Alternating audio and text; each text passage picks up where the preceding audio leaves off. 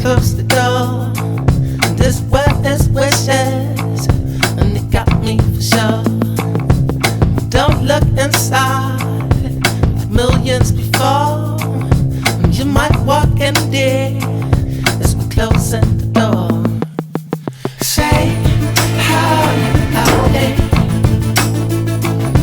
Say how you out there. Say how you out there. Say how you out there. Los mejores recuerdos que tengo de la época de MTV definitivamente son el espíritu de camaradería y también la sensación de estar haciendo algo verdaderamente importante, que era crear una suerte de revolución en Latinoamérica en torno al rock and roll, a lo que era la inserción global de nuestro continente en el contexto de la televisión musical y de nuestra música y de comunicar de alguna manera lo que estaba pasando en México, Argentina, Chile, Colombia, de una manera fluida que solamente MTV hubiera logrado, que ya lo había hecho en Europa, en Asia, y nosotros éramos el siguiente nivel. Y nosotros nos sentíamos todos de alguna forma pioneros y una suerte de Simón Bolívar, cada uno de nosotros como los VJs, los que dábamos la cara. Pero el espíritu de camaradería que habían tanto productores, a ejecutivos y todos de diferentes nacionalidades, primero insertados en Nueva York y luego en Miami, nos sentíamos efectivamente haciendo historia. Ahora, en tanto, los malos recuerdos de MTV, la verdad es que yo no tengo muchos. Tarde o temprano surgió una especie de competencia entre cada uno de los que estábamos laburando, no solamente entre los VJs, sino que entre los productores, y empiezan a surgir en algún momento unas zancadillas con respecto a que alguien lo puede hacer mejor en tanto a relaciones artísticas, alguien puede hacerlo mejor en tanto a qué grupo estás tratando tú colocar en el contexto de la exposición en MTV, algunos celos con respecto a productores y a guionistas y a ideas de programa. Empiezan a insertarse también nuevos talentos en todo orden de cosas, tanto en producción, en gráfica, en los rostros. Y por supuesto que empieza a haber un cansancio, que es como natural de que uno diría, yo hago mejor las cosas que el otro, y probablemente yo también fui muy arrogante para 1998, en tanto que yo sentía que podía producir al mismo tiempo que ser un rostro al aire. Y eso me provocó algunos problemas con otras personas que trabajaban en la misma área de producción. Se generaron algunas incomodidades, pero yo no lo definiría como un mal momento. De hecho, la primera vez que yo me fui de MTV, que fue en 1998, luego volvería en el año 2000, pero ya trabajando desde Argentina, Chile, básicamente de la operación más local. La despedida que me hicieron fue con un cariño muy, muy grande de parte de todos, así como, ¿por qué te vas? ¿Qué te lleva a renunciar? ¿En qué te incomodamos? Y la verdad es que no me habían incomodado en nada. Yo me fui como por la puerta ancha, sintiendo que me tenía que hacer cargo de un proyecto que se llamaba Radio Conciertos y que definitivamente el año 99 tenía que estar acá.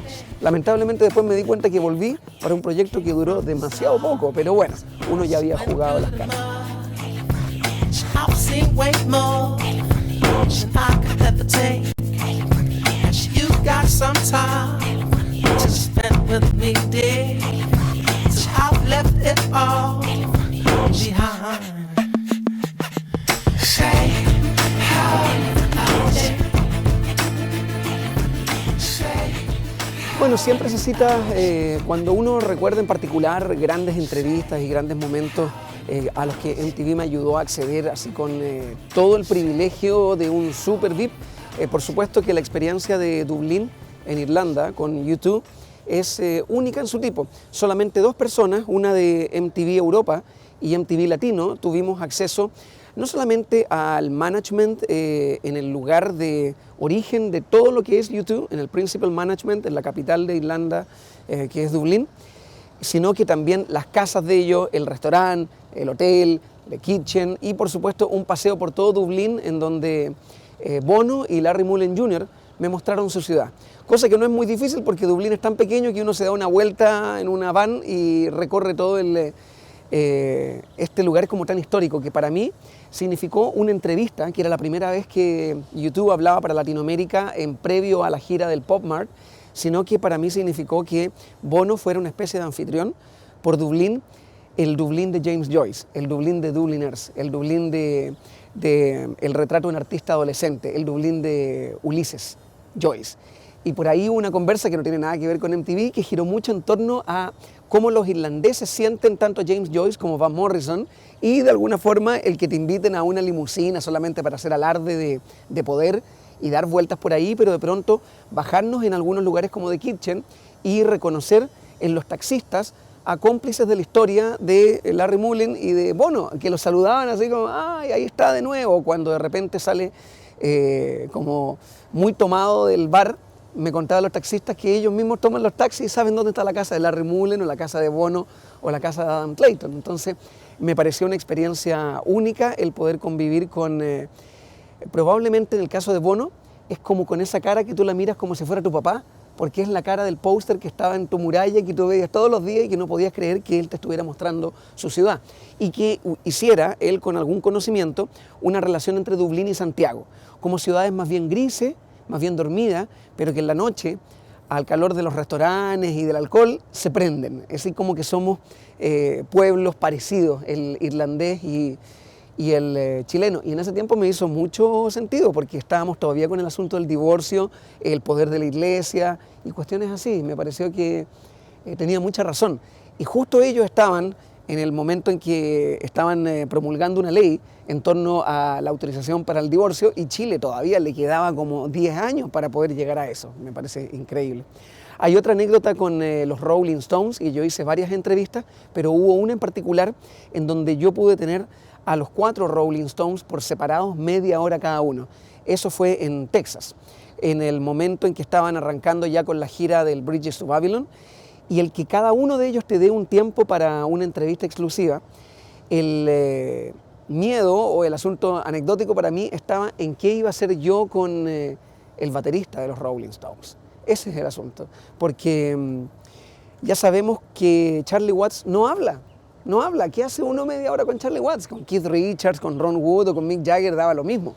Pero con Charlie Watts fue una cuestión que terminamos hablando de caballos, de la realeza inglesa, de jazz, de cosas que le interesaban a él y de las cuales yo tenía muy poco conocimiento y muy poco dominio, y para mí fue un poco vergonzoso el dejar que él hablara, y él de alguna forma se estaba riendo de mí porque él llevaba un poco la navegación de la entrevista y no me hablaba nada que me sirviera para los efectos de MTV. Y de verdad quedé como un tonto, y bueno, son cosas que a veces pasan, y en rigor de Charlie Watts prácticamente no apareció nada en la entrevista final, pero bueno.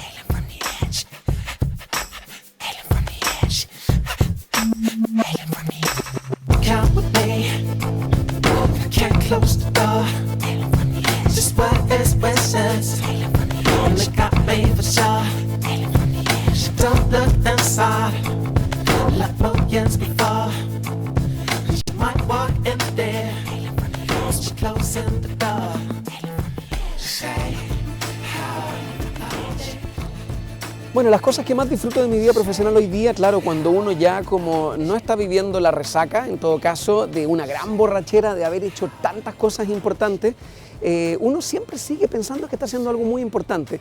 La radiofonía puede ir en baja en el sentido que Internet está comiéndose a la televisión y también a la radio como la conocemos, pero de cuando en cuando, haciendo historia por el lado de Rockaxis o por el lado de Sonar, siento que de pronto hacemos cosas que son históricas. Por ejemplo, en el cierre de Lollapalooza, para este mes de junio, en el lanzamiento del mes, para mí del año probablemente, del nuevo disco de Queens of the Stone Age, nos conseguimos una exclusiva que pocas veces uno consigue, que es estar todo un día con Josh Homme haciendo una escucha del disco con él, y de pronto conseguir 4 medios, 2 en Latinoamérica, 1 en Inglaterra y 1 en Estados Unidos, una previa de lo que era el disco que ahora ya está publicado, que se llama Like Clockwork, y de pronto uno dice, bueno, estos privilegios uno los hace porque hace la finta y hace la movida correcta para llegar, pero luego para pedir un poco más y decir, bueno, yo soy yo. Es decir, a estas alturas, con mi madurez,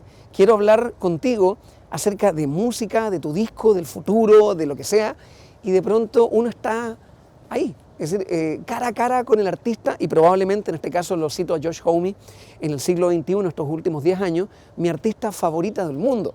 Entonces cuando uno puede acceder a eso, uno dice todavía quedan cosas por las cuales me puedo asombrar y por las cuales agradezco que yo hago esta pega, que al final del día no es pega, porque me encanta hacerla.